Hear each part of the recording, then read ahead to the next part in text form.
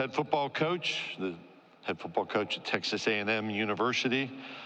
On our Thursday morning, he returns to College Station after spending two seasons as the head football coach at Duke University. Prior to his time in Durham, you'll recall he was the defensive coordinator and safeties coach at A&M from 2018 to 2021, helping lead the Aggies to 4 straight bowl opportunities. He's a native of South Brunswick, New Jersey, a graduate of the University of Pennsylvania with a degree in history back in 1999, and as a safety at that time in his playing career, he helped lead Penn to an Ivy League championship in 1998. He and his wife, Michelle, are parents to 3 children, and I've been told, and we were talking about some of his family engagements, which have in the past included ice hockey. I think that's changed for one of his children, cheerleading and baseball. He also loves to watch Premier League soccer, an avid fan of Arsenal Soccer Club.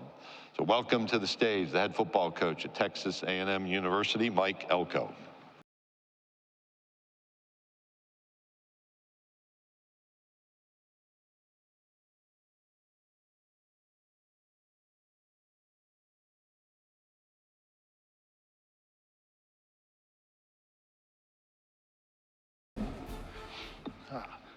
Good morning. Excited to be here at my first SEC Media Day.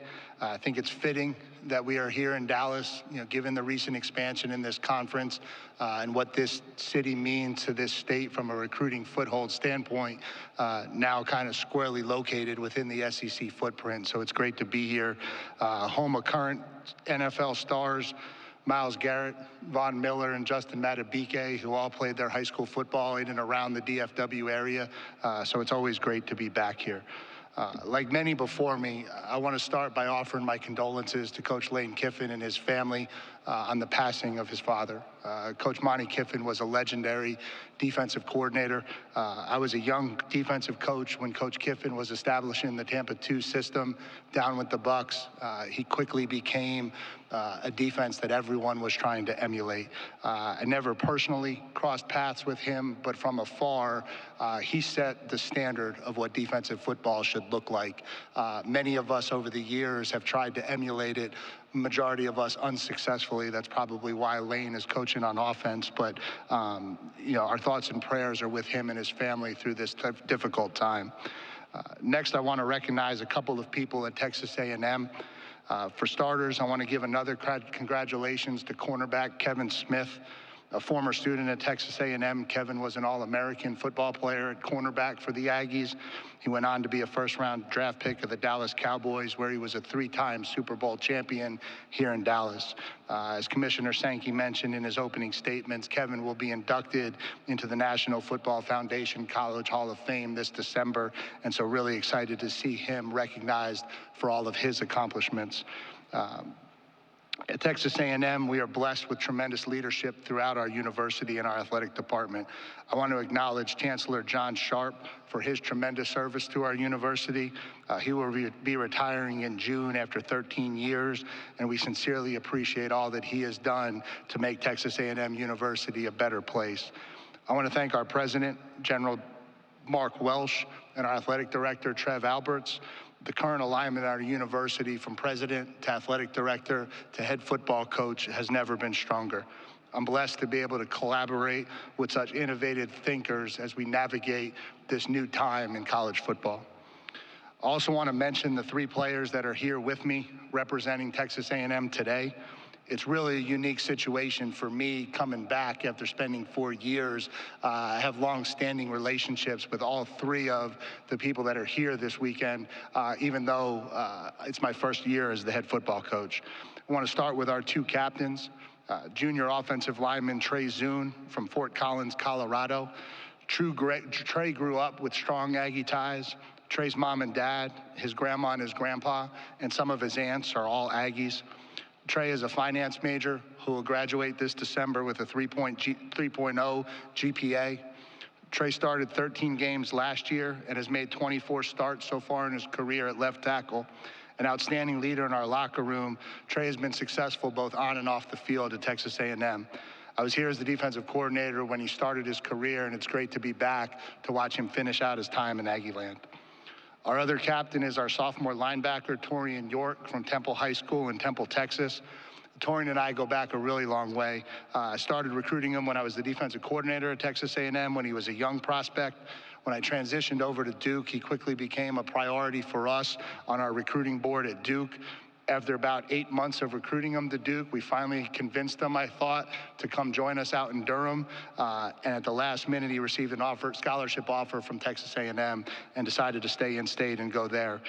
Torian graduated top 10 in his class, not top 10%, top 10, with a 4.0 GPA, and is currently a sports management major who aspires to coach one day. I think now's the time to probably give him a formal offer because he's going to be a tremendous leader in this industry.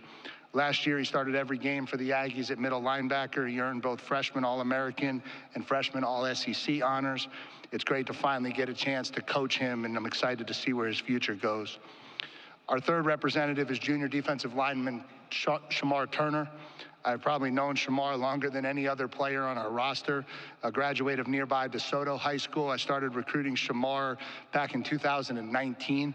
To see his growth both on and off the field has truly been extraordinary. Shamar decided to return for his senior season, and he will graduate this fall with a degree in leadership. Shamar played in 8 games for us as a true freshman during my last season at Texas A&M as defensive coordinator, and he was selected to the 2021 All-SEC freshman team. Since then, he has gone on to start 24 games for the Aggies, and he was a second-team All-SEC player for us last year, and so he's poised to have a huge senior season. Last and certainly not least, I want to thank Commissioner Sankey for the leadership that he provides within the conference. Under his leadership, the SEC has clearly established itself as the premier conference in the country, not only in football, but across a lot of our sports platforms. In this ever-changing landscape of college athletics, leadership is critical, and we are fortunate to have a great one leading our conference. Many have spoken about the changing times of modern college athletics, and we are part of a new era for sure. The landscape in and around our sport, in and around college athletics, is changing constantly. Like many of my colleagues, there are certainly parts of this new era that have been challenging and frustrating to navigate. But I also think it's important today to recognize that it is also a challenging time for our student athletes. While it is true that players today receive significantly more perks for playing college football than ever before, we cannot lose sight of the fact that they are still 18 to 21-year-olds, and they are still very much in the developmental stage of their lives. Mental health issues that are an all-time high across the landscape of college football, the internal and external pressures that come along with this new model can be a lot for a young man to cope with. I think it's important now more than ever for us to remember that although the landscape has changed and some of the rules has changed, the overall mission is not. We are still in the business of developing young people. We are still in the business of developing them to become better people both on and off the field. Developing our players on the field to chase their NFL dreams is obviously critical to our success at Texas A&M, and we are fortunate to have the resources and facility to do that. But it's also important that we continue to enhance them off the field so that they are well prepared for what comes beyond the game. We want to take pride in pouring as many resources into that area of our program as we do the football, so that when our players leave our program, they are ready for whatever comes their way in life. It's an exciting time at Texas A&M. As we stand here 2 weeks from training camp, like many others, it's an exciting time to get ready to get back on the field. At my opening press conference, I stated that it was time for our program to stop talking about what we are capable of, to roll up our sleeves, go to work, and start to fulfill our potential. In the last 7 months, that is exactly what we have done. I'm proud of how quiet our offseason has been. I'm proud of how quickly our players have adapted to a new culture and a new way of attacking football. We have introduced 41 new scholarship football players into our program. Just under 50% of our roster has turned over. But it's been awesome to watch them intentionally go out of their way to come together, to bond, and to be ready to put together a tremendous product for Aggie fans to be proud of this fall. Make no mistake, there's still a lot of work to be done for us to truly become the best version of ourselves, but we are meeting that challenge head on, and I am excited about our progress. There has never been a better time to be a Texas A&M Aggie. We are excited to get started. Thanks and gig 'em, and I'll open it up for questions from there. Thank you, Coach Elko. If you have a question, please raise your hand. We'll get a microphone to you. Please state your name and affiliation. Daniel, Nolan, and KD will get a microphone to you. Daniel will go right here in the center section. Coach, right here in the center section in front of my table. Randall Sweet, Sooners on SI. Obviously, you guys have already had to recruit against Oklahoma and Texas, but with those two schools now joining the SEC, how does that change that dynamic, and does it make it any more difficult for you? No, I don't think so. I think obviously there have been recruiting wars in this state between those three schools that have probably started before I was born, and certainly continued in my time here as the defensive coordinator, and I'm sure will continue into the foreseeable future. And so, those three brands hold a lot of weight in this state. There's no doubt about it. I think obviously that's the group that you're consistently recruiting against, and the people that win those battles more frequently are going to be the teams that have the most success. Coach, we'll go straight in front of us in the second row. Hey, good morning, Coach. Morning. Cody Clearman on Texas football. In the past, the glaring advantage that A&M had over in-state rival Texas in recruiting was that you were all in the SEC. But with that now gone, do you see it becoming more like in the history of recruiting, being some kids are Longhorn kids and some are Aggie kids? Why or why not would you disagree or agree with that? I don't know. I think each kid's got to go through their process and kind of figure out what the right fit for them is. I don't know that, a league gives you necessarily that leg up. I think, we've got to build a program that people want to be part of. And I think it's no secret that recruiting in the state of Texas is extremely competitive. I think it's not only us in Texas. I think it's also a lot of other programs now coming in here. You see that in this cycle that we've got to fend off. And I think, our focus isn't just on one school. I think our focus is on going out and identifying the kids that we think can help us win a national championship and trying to get them to Kyle Field and Texas A&M. And I don't think that is a one-on-one situation anymore. I think this has changed a lot, and I think there's a lot more schools involved in that now. We'll stay in the same section, but towards the back. Robert. Robert Sessna, the Bryan College Station Eagle. Mike, you often hear coaches reflect back on the problems they were able to overcome in year one, year two, and maybe even year three in building a program. Is there any way you can speed that process up in year one, and do you already feel you're maybe ahead of the curve? I think in this era of college football, you better speed that process up. I don't think this is a very patient era. I don't think you come to a school like Texas A&M that has the ability to do what we're capable of doing, and you want to talk about building for a future, but I think you got to be careful that you don't skip steps along the way. I think you've got to establish a culture. You got to establish identity.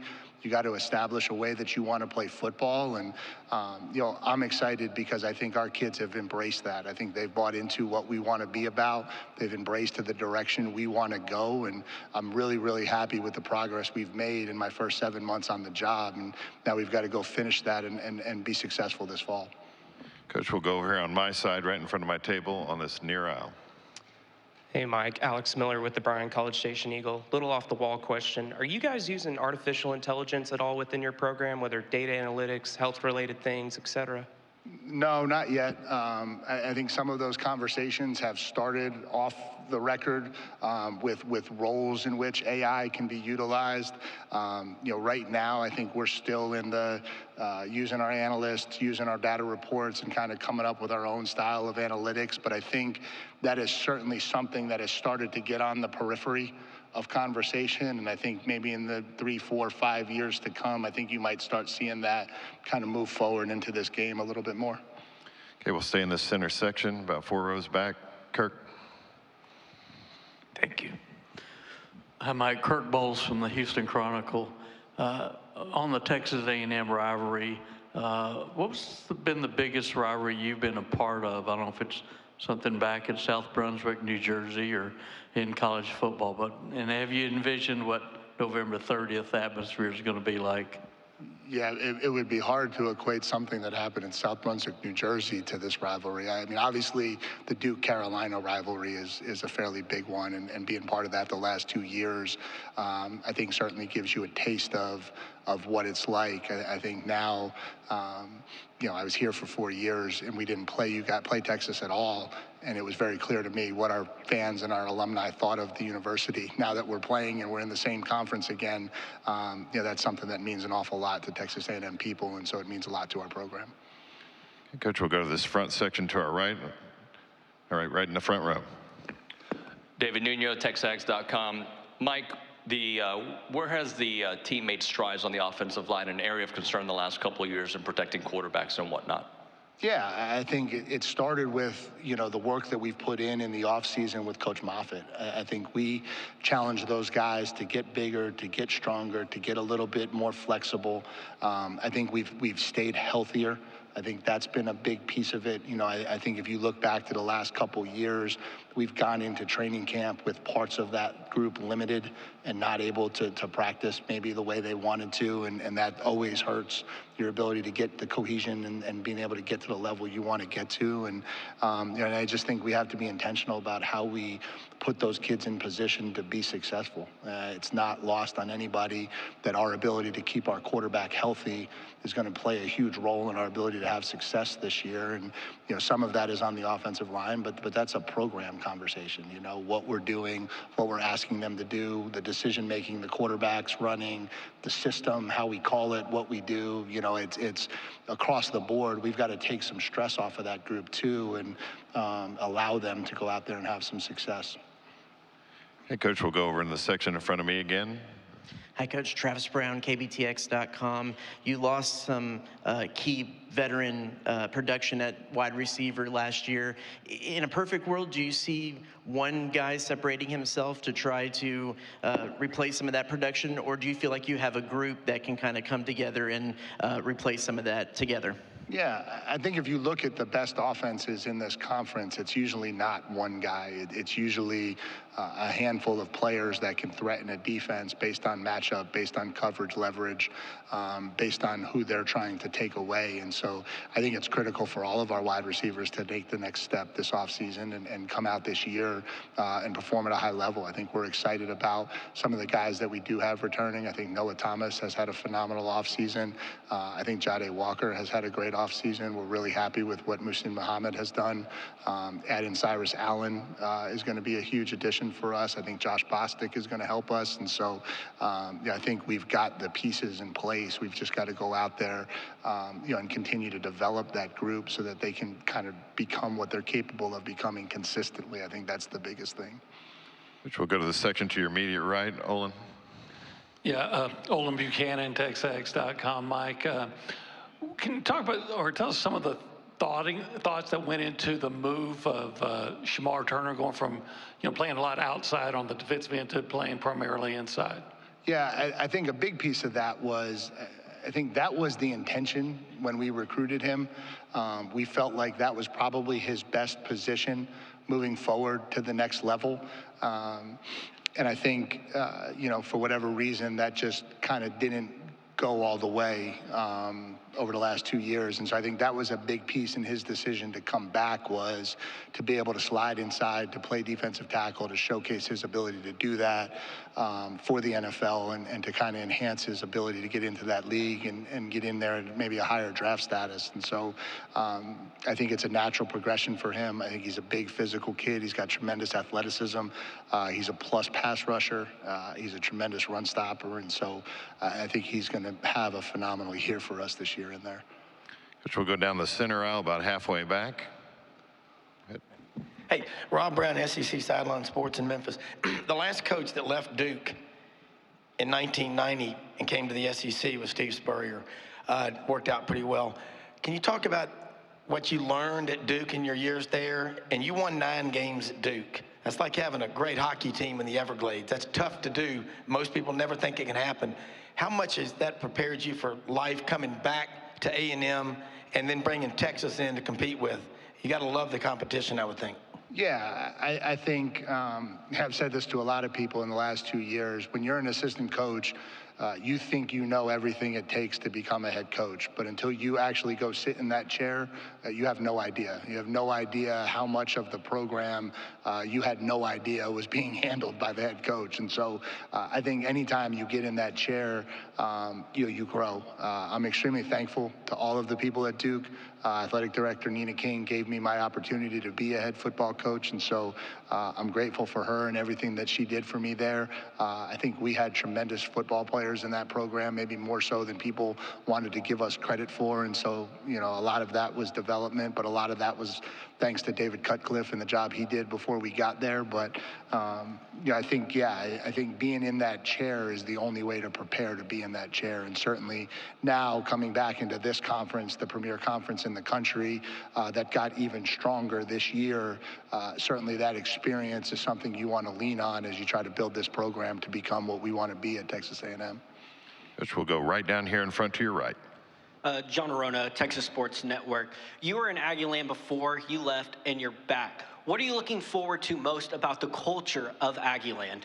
Yeah, I think the biggest thing is being able to actually come out of this tunnel onto the field on game day. I think one of the things that people don't know is I spent all of my time in the press box, and so I've never actually gotten to experience Kyle Field from field level. And so, certainly saw some memorable moments, the 7 overtime win over LSU, the upset of Alabama. I think to see those from above was amazing. I can't imagine what that atmosphere actually feels like at ground level. And so I'm excited to lead our team down the tunnel for the first time against Notre Dame and hear Aggieland erupt live and in person. I think that's going to be a really special feeling. Coach, we'll go all the way back in the section straight in front of my podium, all the way back on the aisle. Coach, Luke White with the Battalion. You opened the season with Notre Dame. Do you like opening the season with an opponent of that caliber when it comes to preparing your team for what to expect the rest of the year? Yeah, I'm a football coach. I'd like to play no teams of that caliber, but I guess we have to. No, no, I think it goes both ways. I think the benefit of having a game like that in the opener is you have everyone's attention. I think our program is very much aware that we have to be firing on all cylinders the first time we run out of the tunnel. I think that's created urgency in our program that goes all the way back to January. I think when it got announced that College Game Day was coming to town, that even lit the fire even more. And so I think, when you get into those dog days of training camp where kids start to drag and get tired, it's really easy to flash up there a logo of a big opener and get their attention back really quick. And so from that perspective, it's really good. Sometimes you would like maybe a game to get the rust off, but it's going to be a level playing field for both of us. And so, we'll go out there and put our best foot forward. Coach, we'll go in the section right in front of you, about midway back.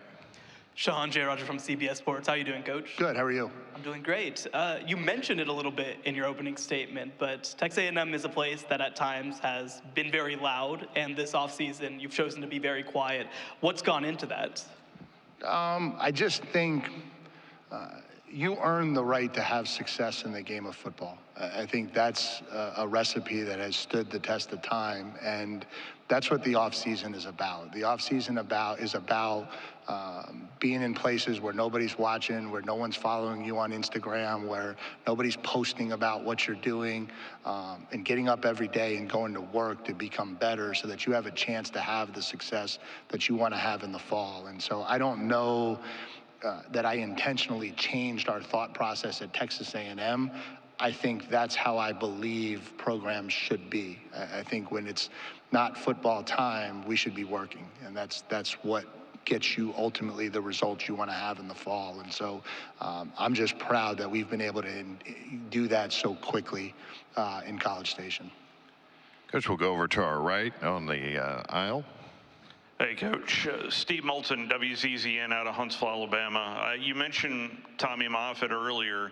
So in this 7-month period, I was wondering what he has brought to your program and the relationship that you had with Tommy maybe before to hire him with the Aggies. Yeah, so it was interesting. Obviously the strength, everyone always asks about offensive coordinator. I'm a defensive-minded head coach, and so you get hired and everyone wants to talk about who's the OC. But, in truth, sometimes the most important hire you make is your strength and conditioning coach, because that guy spends so much time with your team that guy establishes your toughness level. That guy establishes your culture. He establishes your discipline level. And so we took a lot of time to kind of research and make that hire. I had never met Coach Moffitt in my career.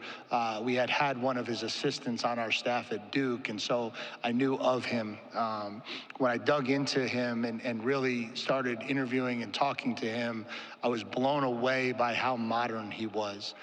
When you have a guy who's had as much success as he has and has a resume as long as he does, 3 national championships for 3 different head coaches, you anticipate maybe there being a little bit of an old school thought process, and it was the exact opposite.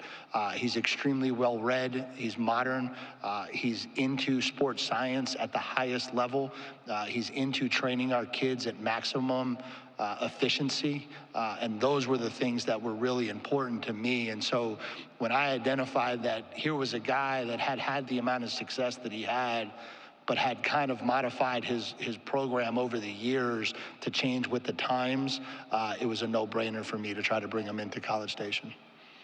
Okay, we'll go to the back of this section, all the way to the back, section to the right. Hey, Mike. Carter Carls, Geekum 247. There seems to be a wide range of opinions with Connor Wigman. Some people are projecting him to be a first-round pick next year. Other people might rank him in the middle of the conference in terms of quarterbacks. What do you think he needs to do to hit that ceiling that people have of that first-round pick ceiling? Yeah, I think he just needs to stay focused on the day-to-day of becoming a great quarterback. I think, obviously he was playing at a high level through 6 games. Unfortunately, he had the injury in the Auburn game. 2 as a true freshman, 4 last year. He got the injury in the Auburn game, and the rehab for that was long and tiresome. And now he's back, he's healthy, he's moving around the way he wants to. I just think he needs to take the next step, and it's his 3rd year of college football, but he's only played 6 games. And so he's got to pack experience into his brain that he's got to earn off the field. And so, I think that's going to be critical for him as we move forward. But we have time for one final question over to my left on the aisle. I'm sorry, it was the Moffitt question. It already got answered. Oh, good. All right, I think any other questions? Got one up here. We'll get to Barry.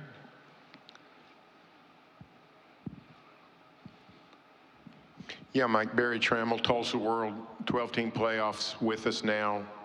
What does that do for schools other than Georgia and Alabama, which sort of have a pretty good road to it each year? What does that do for everybody else?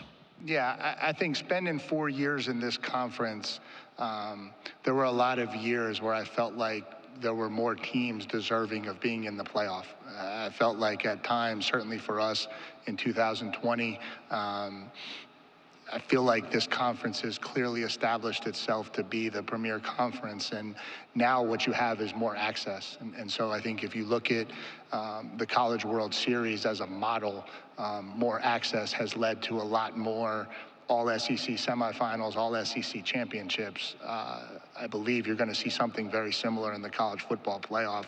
I think the more teams from this conference that get in and get to compete in meaningful games on a national scale, I think it'll only help us enhance our reputation as the premier league in the country. Coach Elko, thank you for your time this morning. Yep. Thank you, guys.